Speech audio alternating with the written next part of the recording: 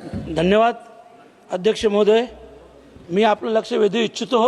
नवी मुंबई आंतरराष्ट्रीय विमानतळ जे काही दिवसातच चालू होणार आहे आणि या विमानतळासाठी स्वर्गीय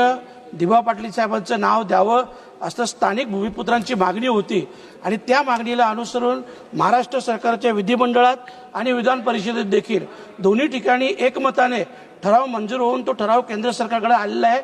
मी दिबा पाटील साहेबांविषयी एवढंच बोलेन मॅडम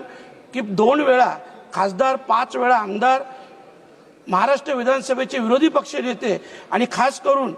त्यांच्या प्रयत्नामुळे 1989 मध्ये महाराष्ट्रात जी महिला भ्रूण हत्या प्रतिबंधक कायदा लागू झाला त्याचं समर्थन केंद्र सरकारने देखील केलं आणि 1994 मध्ये केंद्र सरकारने देखील त्या कायद्याला मान्यता दिली। 1984 मध्ये जो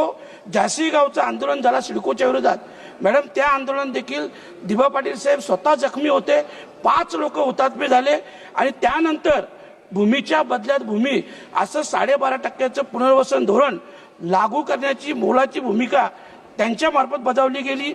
2013 मध्ये जो कायदा लागू झाला भूमी अधिग्रहण कायदा त्याच तत्वावर तो लागू होता आणि म्हणूनच या ऐतिहासिक आणि सामाजिक योगदानाला उचित सन्मान देण्यासाठी महाराष्ट्र सरकारने 2022 मध्ये निर्णय घेतलेला आहे आणि म्हणूनच मी केंद्र सरकारला विनंती करतो